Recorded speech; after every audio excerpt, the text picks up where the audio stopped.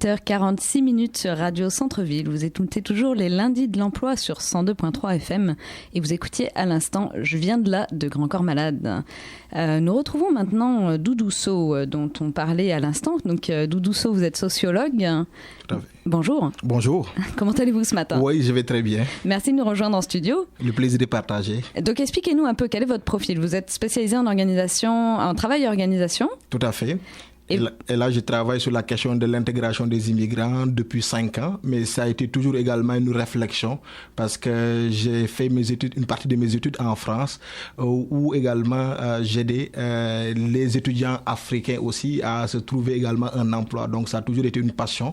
Et quand je suis arrivé au Québec également, le Québec a développé en moi un goût pour l'écriture. Donc, j'ai continué en tant que sociologue aussi, mais en tant que conseiller en emploi aussi, à réfléchir sur les différentes problématiques d'intégration des personnes immigrantes dans la société québécoise. D'accord. Et vous avez écrit un livre qui va être publié au mois de mai 2010. Justement, je suis en train d'écrire un livre qui va sortir en mai 2010 sur l'intégration des personnes immigrantes dans la société québécoise, où je vais passer au peigne fin les difficultés des personnes immigrantes également, mais aussi où on aura une vision prospective également, une perspective aussi de l'avenir également. Mais en parlant aussi de mon expérience de terrain, du reçu des personnes immigrantes que j'ai rencontrées dans le cadre de mon rôle de conseil en emploi, de l'interaction que j'ai pu avoir aussi avec les collègues de travail, mais aussi en faisant une analyse de contenu sur les écrits qui ont été publiés dans les journaux, mais notamment sur les auditions qui ont eu lieu à l'Assemblée nationale. La première audition,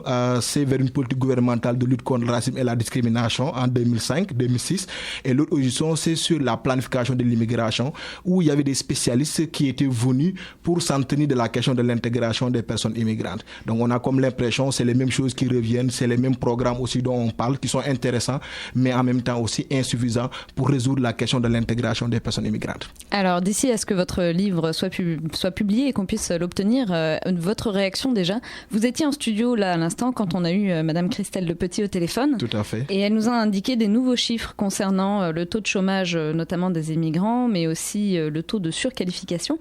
Donc en gros, pour résumer ce qu'elle a dit, le taux de chômage des immigrants au Québec est plus élevé que le taux de chômage des Canadiens d'origine canadienne et le taux de surqualification aussi est bien plus élevé. Qu'est-ce que vous en pensez ? Tout à fait, mais écoutez, les chiffres fournis par Madame Lepetit n'apportent rien de nouveau sous le soleil. Ces chiffres ne viennent que confirmer les conclusions et puis constatations que les conseillers en emploi constatent aussi sur le terrain, parce qu'on parlait de la surqualification, ça on savait ça également.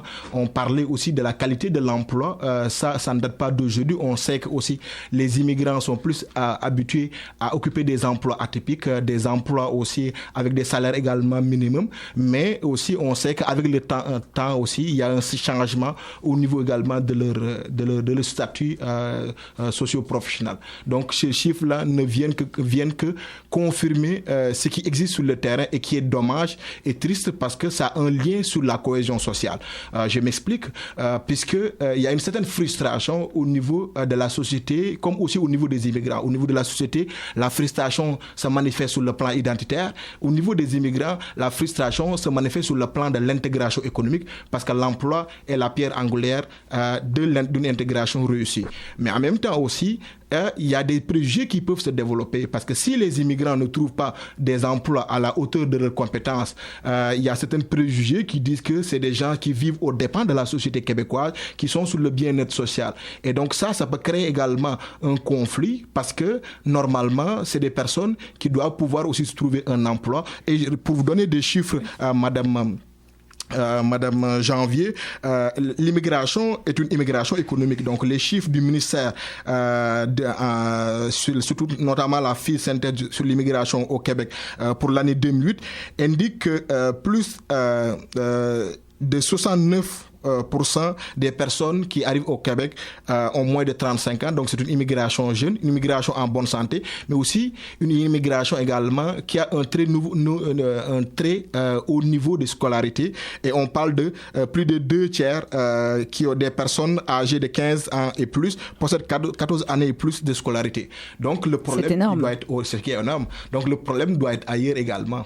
Mais justement, vous parlez dans un article que vous avez publié récemment notamment du manque d'information des employeurs sur le niveau de qualification des immigrants.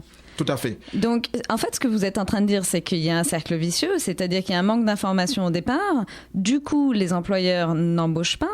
Du coup, finalement, il y a des préjugés qui se renforcent. Oui, parce que notamment, ces préjugés se renforcent plus aussi en région, parce que les gens, parfois, ont du mal à faire la différence entre l'immigration économique et les statuts aussi de réfugiés. Ils pensent que les gens qui débarquent au Québec sont des gens également qui viennent sur le plan humanitaire, alors que c'est des personnes qui ont fait un processus très exigeant également, parce que c'est des gens qui ont été sélectionnés sur la base des compétences, sur la base du fait français, sur la base de la formation, sur la base de l'expérience également.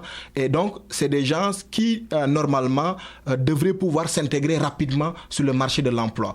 Or, ce qu'on constate sur le terrain, c'est que les employeurs développent toujours certains préjugés en pensant que c'est des immigrants qui n'arriveront jamais à s'adapter au niveau du travail également, mais en même temps aussi en pensant que c'est des immigrants qui n'arriveront jamais à livrer la marchandise. Comme le cas maintenant du Collège des médecins aussi, qui parle aussi d'une certaine façon de l'incompétence des médecins étrangers. Vous avez sûrement aussi entendu le propos du docteur Régent Hébert qui parlait aussi de cette incompétence. À mon avis, ceci également, c'est des propos qui sont intolérables, parce que c'est des gens qui ont fait également un processus, et pour revenir aussi sur la question des médecins étrangers, qui ont réussi à des examens également, mais malheureusement, une fois qu'ils ont dépassé les différentes étapes qui sont très nombreuses, on leur dit, écoutez, votre place n'est pas ici. Là. Et au-delà des préjugés sur, on va dire, le manque de qualification des immigrants, il y a aussi apparemment un problème de barrière à l'embauche, parce que les employeurs, d'après ce que vous disiez dans votre article, demandent une première expérience québécoise. Tout à fait. Alors ça veut dire quoi ça? Qu'est-ce qu'il faut faire finalement? C'est quoi l'expérience qu'il faut avoir pour pouvoir être embauché ici en tant qu'immigrant? L'expérience québécoise qu'il faut avoir, moi je le disais en fait au niveau de mes différents articles, c'est de s'inscrire au niveau du bénévolat.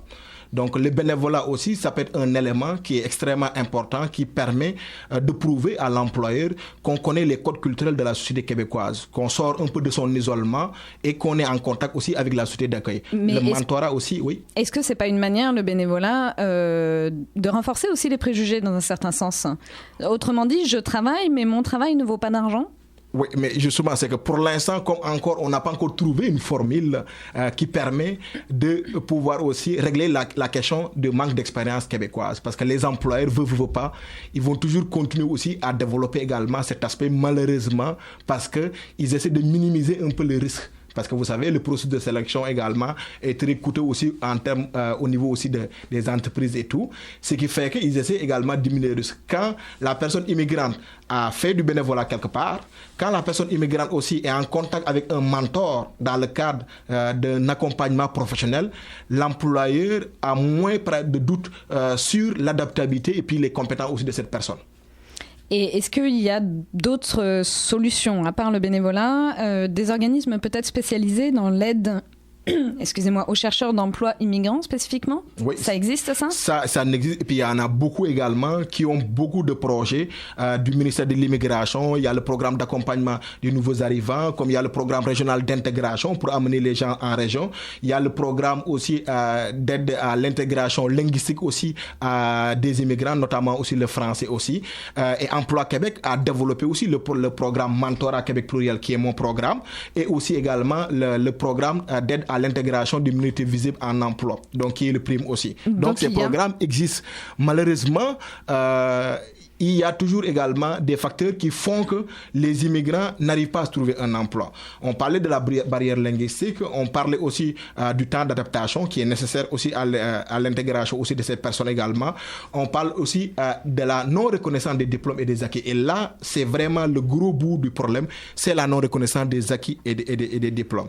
Et pour vous donner encore des chiffres, le ministère de l'Immigration et des communautés culturelles a signé une entente de l'ordre de 4 millions avec les ordres professionnels pour informer, pour donner une meilleure information aux immigrants, pour aussi développer des outils également, préparer des examens également pour ces personnes également immigrants et tout, et payer une partie également du personnel qui s'occupe de la profession et de l'accès également au métier. Malgré cet argent investi, le problème, surtout au niveau des médecins restent là et demeurent. Même si on sait que 15% des immigrants sont touchés par la question des ordres professionnels. Mais il reste et demeure que c'est vraiment une difficulté qui est réelle. Et je pense qu'il y a aussi une nouvelle initiative qui vient d'être lancée. Je vais vous laisser en parler. Donc, une initiative finalement qui vise à informer tout le monde du problème pour le diminuer. Tout à fait. La nouvelle campagne télévisée sur l'apport de l'immigration est, à mon avis, un excellent moyen pour sensibiliser la population québécoise, notamment les employeurs, mais les gens aussi qui travaillent avec ces immigrants au niveau aussi des entreprises, pour essayer également de diminuer les préjugés également, parce que des préjugés, tout le monde aussi en a, d'un côté comme de l'autre également. Mais le seul fait de montrer que les immigrants apportent quelque chose à la société québécoise, à mon avis, c'est extraordinaire, puisque ça faisait longtemps que les organismes communautaires voués à l'intégration des personnes immigrantes demandaient cette campagne télévisée. La table de concertation au service des personnes réfugiées immigrantes, qui est le regroupement national de ces plus de 130 organismes, s'est fait l'écho de cette également recommandation et heureusement cette recommandation est maintenant en place.